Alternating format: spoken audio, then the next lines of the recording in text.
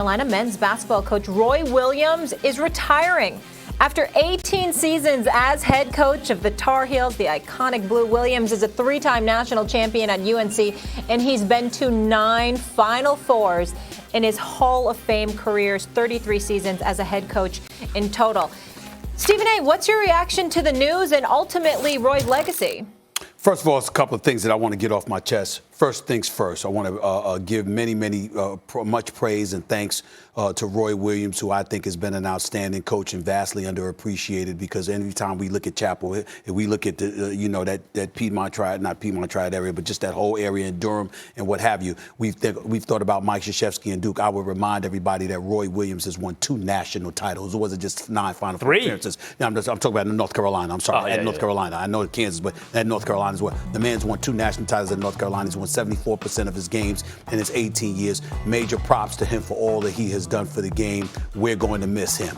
Having said all of that, we should remember him as one of the all-time great coaches in the history of college basketball. The man is a flat-out winner. He got it done a lot more often than not, as far as I'm concerned. Major props to him. Now let me get to where I want to go, Max Kellerman, because I want to throw out a couple of names there, because obviously this is one of the premier spots in college basketball. North Carolina, UNC, Chapel Hill, Dean Smith, the Dean Dome, where Jordan and Worthy and Kenny Smith and everybody else played. Oh, we know all of that. Vince Carter, Antoine Jamison, the crew, the list goes on and on. In the day, beat everybody. Let me give a look. I want to be the first to give a hit list of coaches who should be considered, okay? Let me first, listen, Jay Wright at Villanova, we all know what an outstanding coach is. I feel remiss if I neglected to mention him, even though he ain't going nowhere. He's going to be at Villanova, but I just want to throw that name out there. Hubert Davis has been an assistant coach there for 9 years.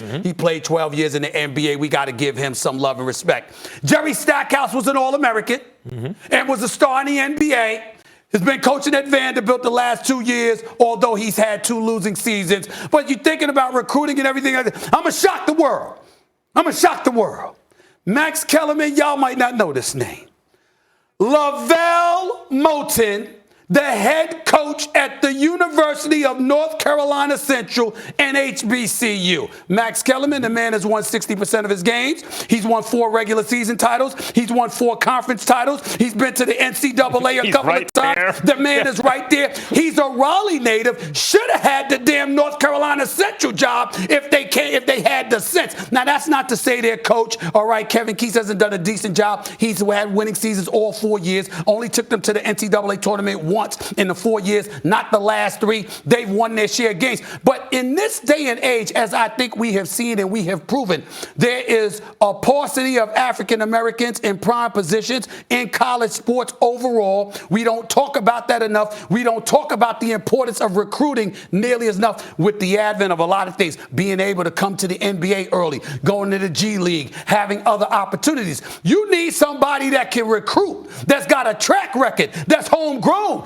University of North Carolina, Chapel Hill is only about 25 miles away from Raleigh, Durham. I believe that Lavelle Moulton, the head coach for North Carolina Central, should be strongly considered to be the next head coach in Chapel Hill. And that's saying a lot, because I'm from Winston-Salem State.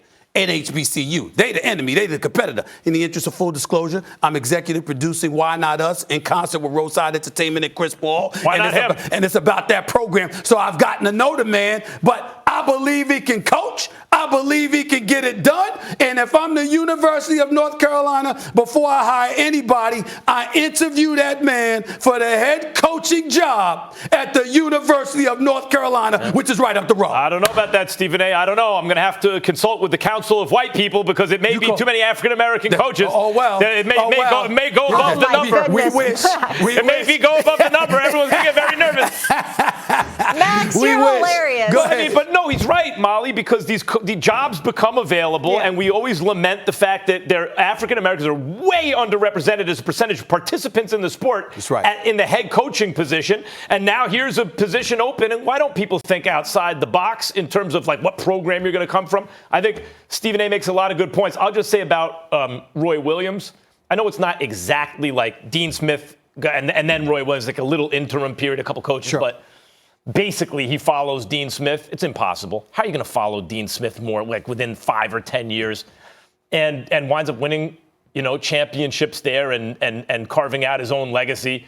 It's a tremendous, there are some, it's a little bit, there's more of an overlap if you think about Aaron Rodgers replacing Brett Favre. But if you're in Green Bay, you go, boy, we got taken care of at quarterback between two guys for all that time, right? Or Mickey Mantle replacing Joe DiMaggio, the same thing.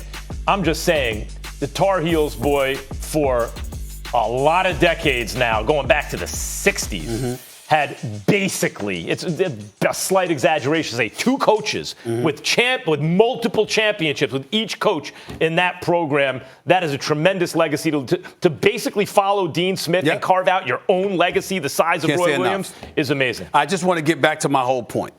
And the reason why I bring this up is because this is obviously, HBCUs are near and dear to me. Chris Paul didn't go to an HBCU. Chris Paul went to Wake Forest University, All-American, number 3 overall pick in the NBA draft, number 4, I'm sorry. You know what Chris Paul brings to the table. Chris Paul could have done a lot of things. Chris Paul wanted to highlight that program.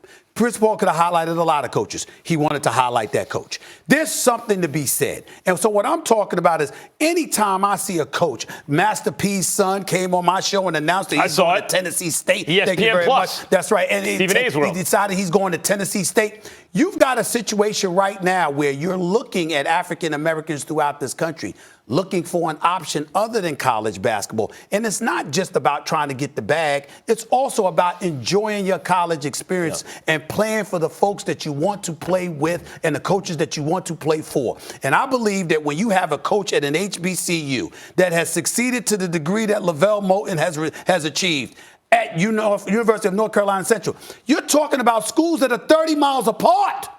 If you sit up there and you got an opportunity to get a brother that can recruit, because we're talking about North Carolina. Half the game. It's not a private university like Duke. It's a public university. You talk about Chapel Hill. Lavelle Moulton. Yeah. Interview that man, North Carolina. Interview that man. Okay. I'm with it. We're getting